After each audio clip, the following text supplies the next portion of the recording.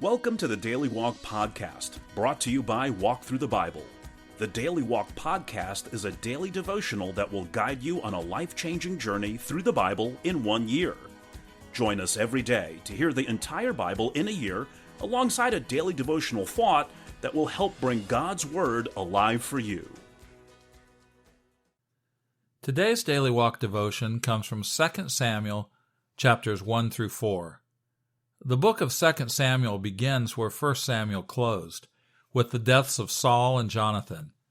David's lament over the loss of his closest personal friend and of God's anointed leader is captured in a moving song with the repeated phrase, "How the mighty have fallen." Assured by the Lord that the time for his ascension to the throne has come at last, David is installed as king over Judah, but his acceptance as Israel's new national leader will be slow and painful. Ishbosheth, Saul's surviving son, usurps the power in the north, resulting in civil war between Israel, led by Abner, and Judah, led by Joab. Intrigue, assassination, and defection result in the deaths of Asahel, Abner, and finally Ishbosheth. With the opposition to David's rule removed, the way is cleared for David to reign over a united kingdom at last, more than 7 years after Saul's death. And now let's listen to 2 Samuel 1 through 4. The book of 2 Samuel, chapter 1. After the death of Saul, David returned from striking down the Amalekites and stayed in Ziklag 2 days. On the third day, a man arrived from Saul's camp with his clothes torn and dust on his head. When he came to David, he fell to the ground to pay him honor. "Where have you come from?" David asked him. He answered, "I have escaped from the Israelite camp." "What happened?" David asked. "Tell me." "The men fled from the battle," he replied. "Many of them fell and died, and Saul and his son Jonathan are dead." Then David said to the young man who brought him the report, "How do you know that Saul and his son Jonathan are dead?" "I happened to be on Mount Gilboa," the young man said, "and there was Saul, leaning on his spear, with the chariots and their drivers in hot pursuit. When he turned around and saw me, he called out to me, and I said, 'What can I do?' He asked me, 'Who are you?' 'An Amalekite,' I answered. Then he said to me, 'Stand here by me and kill me. I'm in the throes of death, but I'm still alive.' So I stood beside him and killed him, because I knew that after he had fallen he could not survive. And I took the crown that was on his head and the band on his arm, and have brought them here to my Lord." Then David and all the men with him took hold of their clothes and tore them. They mourned and wept and fasted till evening for Saul and his son Jonathan, and for the army of the Lord, and for the nation of Israel, because they had fallen by the sword. David said to the young man who brought him the report, "Where are you from?" "I am the son of a foreigner, an Amalekite," he answered. David asked him, "Why weren't you afraid to lift your hand to destroy the Lord's anointed?" Then David called one of his men and said, "Go, strike him down." So he struck him down, and he died. For David had said to him, "Your blood be on your own head. Your own mouth testified against you when you said, 'I killed the Lord's anointed.'" David took up this lament concerning Saul and his son Jonathan, and he ordered that the people of Judah be taught this lament of the bow. It is written in the book of Jashar, "A gazelle lies slain on your heights, Israel. How the mighty have fallen. Tell it not in Gath. Proclaim it not in the streets of Ashkelon, lest the daughters of the Philistines be glad, lest the daughters of the uncircumcised rejoice.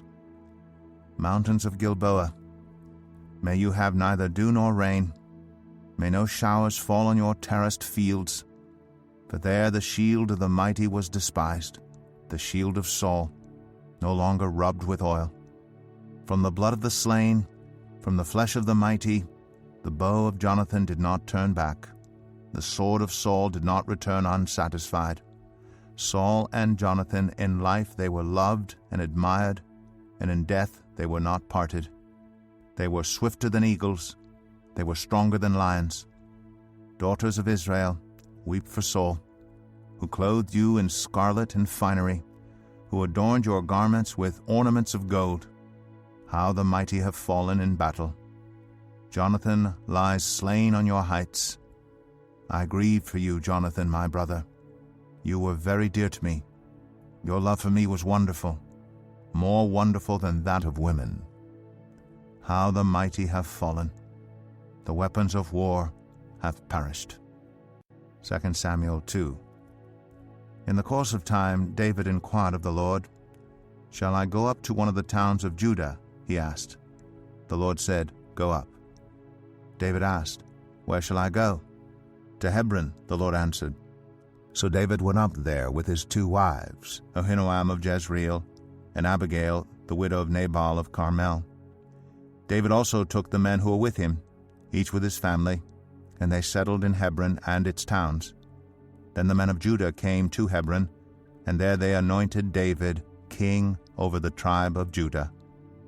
When David was told that it was the men from Jabesh-Gilead who had buried Saul, he sent messengers to them to say to them, "The Lord bless you for showing this kindness to Saul, your master, by burying him. May the Lord now show you kindness and faithfulness, and I too will show you the same favor because you have done this. Now then, be strong and brave, for Saul, your master, is dead. And the people of Judah have anointed me king over them." Meanwhile, Abner, son of Ner, the commander of Saul's army, had taken Ishbosheth, son of Saul, and brought him over to Mahanaim. He made him king over Gilead, Asherai, and Jezreel, and also over Ephraim, Benjamin, and all Israel. Ishbosheth, son of Saul, was 40 years old when he became king over Israel, and he reigned 2 years. The tribe of Judah, however, remained loyal to David. The length of time David was king in Hebron over Judah was 7 years and 6 months. Abner, son of Ner, together with the men of Ishbosheth, son of Saul, left Mahanaim and went to Gibeon. Joab, son of Zeruiah, and David's men went out and met them at the pool of Gibeon. One group sat down on one side of the pool, and one group on the other side. Then Abner said to Joab, "Let's have some of the young men get up and fight hand to hand in front of us." "All right, let them do it," Joab said. So they stood up and were counted off, 12 men for Benjamin and Ishbosheth, son of Saul, and 12 for David. Then each man grabbed his opponent by the head and thrust his dagger into his opponent's side, and they fell down together. So that place in Gibeon was called Helkath Hazarim. The battle that day was very fierce, and Abner and the Israelites were defeated by David's men. The 3 sons of Zeruiah were there, Joab, Abishai, and Asahel. Now Asahel was as fleet-footed as a wild gazelle. He chased Abner, turning neither to the right nor to the left as he pursued him. Abner looked behind him and asked, "Is that you, Asahel?" "It is," he answered. Then Abner said to him, "Turn aside to the right or to the left. Take on one of the young men and strip him of his weapons." But Asahel would not stop chasing him. Again Abner warned Asahel, "Stop chasing me. Why should I strike you down? How could I look your brother Joab in the face?" But Asahel refused to give up the pursuit. So Abner thrust the butt of his spear into Asahel's stomach, and the spear came out through his back. He fell there and died on the spot. And every man stopped when he came to the place where Asahel had fallen and died. But Joab and Abishai pursued Abner, and as the sun was setting, they came to the hill of Ammah near Giah, on the way to the wasteland of Gibeon. Then the men of Benjamin rallied behind Abner. They formed themselves into a group and took their stand on top of a hill. Abner called out to Joab, "Must the sword devour forever? Don't you realize that this will end in bitterness? How long before you order your men to stop pursuing their fellow Israelites?" Joab answered, "As surely as God lives, if you had not spoken, the men would have continued pursuing them until morning." So Joab blew the trumpet, and all the troops came to a halt. They no longer pursued Israel, nor did they fight any more. All that night Abner and his men marched through the Arabah. They crossed the Jordan, continued through the morning hours, and came to Mahanaim. Then Joab stopped pursuing Abner and assembled the whole army. Besides Asahel, 19 of David's men were found missing. But David's men had killed 360 Benjamites who were with Abner. They took Asahel and buried him in his father's tomb at Bethlehem. Then Joab and his men marched all night and arrived at Hebron by daybreak. 2 Samuel 3. The war between the house of Saul and the house of David lasted a long time. David grew stronger and stronger, while the house of Saul grew weaker and weaker. Sons were born to David in Hebron. His firstborn was Amnon, the son of Ahinoam of Jezreel. His second, Cheliab, the son of Abigail, the widow of Nabal of Carmel. The third, Absalom, the son of Maacah, daughter of Talmai, king of Geshur. The fourth, Adonijah, the son of Haggith. The fifth, Shephatiah, the son of Abital. And the sixth, Ithream, the son of David's wife, Eglah. These were born to David in Hebron. During the war between the house of Saul and the house of David, Abner had been strengthening his own position in the house of Saul. Now Saul had had a concubine named Rizpah, daughter of Aiah. And Ishbosheth said to Abner, "Why did you sleep with my father's concubine?" Abner was very angry because of what Ishbosheth said, so he answered, "Am I a dog's head on Judah's side? This very day I am loyal to the house of your father Saul and to his family and friends. I haven't handed you over to David. Yet now you accuse me of an offense involving this woman. May God deal with Abner, be it ever so severely, if I do not do for David what the Lord promised him on oath, and transfer the kingdom from the house of Saul, and establish David's throne over Israel and Judah from Dan to Beersheba." Ishbosheth did not dare to say another word to Abner, because he was afraid of him. Then Abner sent messengers on his behalf to say to David, "Whose land is it? Make an agreement with me, and I will help you bring all Israel over to you." "Good," said David, "I will make an agreement with you. But I demand one thing of you. Do not come into my presence unless you bring Michal, daughter of Saul, when you come to see me." Then David sent messengers to Ishbosheth, son of Saul, demanding, "Give me my wife Michal, whom I betrothed to myself for the price of 100 Philistine foreskins." So Ishbosheth gave orders and had her taken away from her husband Paltiel, son of Laish. Her husband, however, went with her, weeping behind her all the way to Bahurim. Then Abner said to him, "Go back home." So he went back. Abner conferred with the elders of Israel and said, "For some time you have wanted to make David your king. Now do it. For the Lord promised David, 'By my servant David I will rescue my people Israel from the hand of the Philistines and from the hand of all their enemies.'" Abner also spoke to the Benjamites in person. Then he went to Hebron to tell David everything that Israel and the whole tribe of Benjamin wanted to do. When Abner, who had 20 men with him, came to David at Hebron, David prepared a feast for him and his men. Then Abner said to David, "Let me go at once and assemble all Israel for my lord the king, so that they may make a covenant with you, and that you may rule over all that your heart desires." So David sent Abner away, and he went in peace. Just then David's men and Joab returned from a raid and brought with him a great deal of plunder. But Abner was no longer with David in Hebron, because David had sent him away, and he had gone in peace. When Joab and all the soldiers with him arrived, he was told that Abner, son of Ner, had come to the king, and that the king had sent him away, and that he had gone in peace. So Joab went to the king and said, "What have you done? Look, Abner came to you. Why did you let him go? Now he is gone. You know Abner, son of Ner. He came to deceive you and observe your movements and find out everything you are doing." Joab then left David and sent messengers after Abner, and they brought him back from the cistern at Sirah. But David did not know it. Now when Abner returned to Hebron, Joab took him aside into an inner chamber as if to speak with him privately. And there, to avenge the blood of his brother Asahel, Joab stabbed him in the stomach, and he died. Later, when David heard about this, he said, I and my kingdom are forever innocent before the Lord concerning the blood of Abner son of Ner. May his blood fall on the head of Joab and on his whole family.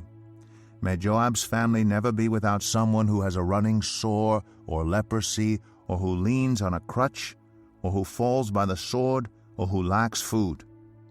Joab and his brother Abishai murdered Abner because he had killed their brother Asahel in the battle at Gibeon. Then David said to Joab and all the people with him, Tear your clothes and put on sackcloth and walk in mourning in front of Abner. King David himself walked behind the bier. They buried Abner in Hebron, and the king wept aloud at Abner's tomb. All the people wept also. The king sang this lament for Abner. Should Abner have died as the lawless die? Your hands were not bound, your feet were not fettered. You fell as one falls before the wicked. And all the people wept over him again. Then they all came and urged David to eat something while it was still day. But David took an oath, saying, May God deal with me, be it ever so severely, if I taste bread or anything else before the sun sets. All the people took note and were pleased. Indeed, everything the king did pleased them. So on that day, all the people there and all Israel knew that the king had no part in the murder of Abner, son of Ner. Then the king said to his men, Do you not realize that a commander and a great man has fallen in Israel this day? And today, though I am the anointed king, I am weak, and these sons of Zeruiah are too strong for me. May the Lord repay the evildoer according to his evil deeds. 2 Samuel 4. When Ishbosheth, son of Saul, heard that Abner had died in Hebron, he lost courage, and all Israel became alarmed. Now Saul's son had 2 men who were leaders of raiding bands. One was named Baanah, and the other Rechab. They were sons of Rimmon the Beerothite from the tribe of Benjamin. Beeroth is considered part of Benjamin because the people of Beeroth fled to Gittaim and have resided there as foreigners to this day. Jonathan, son of Saul, had a son who was lame in both feet. He was 5 years old when the news about Saul and Jonathan came from Jezreel. His nurse picked him up and fled, but as she hurried to leave, he fell and became disabled. His name was Mephibosheth. Now Rechab and Baanah, the sons of Rimmon the Beerothite, set out for the house of Ishbosheth, and they arrived there in the heat of the day while he was taking his noonday rest. They went into the inner part of the house as if to get some wheat, and they stabbed him in the stomach. Then Rechab and his brother Baanah slipped away. They had gone into the house while he was lying on the bed in his bedroom. After they stabbed and killed him, they cut off his head. Taking it with them, they traveled all night by way of the Arabah. They brought the head of Ishbosheth to David at Hebron and said to the king, Here is the head of Ishbosheth, son of Saul, your enemy, who tried to kill you. This day the Lord has avenged my lord the king against Saul and his offspring. David answered Rechab and his brother Baanah, the sons of Rimmon the Beerothite, As surely as the Lord lives, who has delivered me out of every trouble, when someone told me Saul is dead and thought he was bringing good news, I seized him and put him to death in Ziklag. That was the reward I gave him for his news. How much more, when wicked men have killed an innocent man in his own house and on his own bed, should I not now demand his blood from your hand and rid the earth of you? So David gave an order to his men, and they killed them. They cut off their hands and feet and hung the bodies by the pool in Hebron. But they took the head of Ishbosheth and buried it in Abner's tomb at Hebron. Here's our Daily Walk devotional thought for today. Have you learned to separate personality from authority? God's commands are often based on a line of authority. Within the chain of command, He has instructed children to obey their parents, young people to respect their elders, and citizens to submit to the ruling authorities, whether or not they like the personality of the one in authority over them. In the same way, David honored Saul as God's anointed king throughout his life, refusing to carry a personal vendetta or to retaliate against Saul's family. David sincerely mourned Saul's passing and showed kindness to Saul's house, though Saul was no doubt never his favorite person. Whether or not we agree with the personality and philosophy of our civic leaders, we have a spiritual responsibility to submit to them, honor them, and above all, pray for them. Have you done that today? It will help them and you. Thank you for joining us today for the Daily Walk Podcast from Walk Thru the Bible. Be with us tomorrow as we continue our life-changing journey through the Bible in a year. Love this episode of the Daily Walk Podcast? We'd love for you to rate and give us a review on iTunes or Google Play. Make sure you subscribe so you won't miss an episode as we walk through God's Word together. For more resources to help you live God's Word, visit walkthru.org. That's WALKTHRU.org. Walk through the Bible. Take a walk, change the world.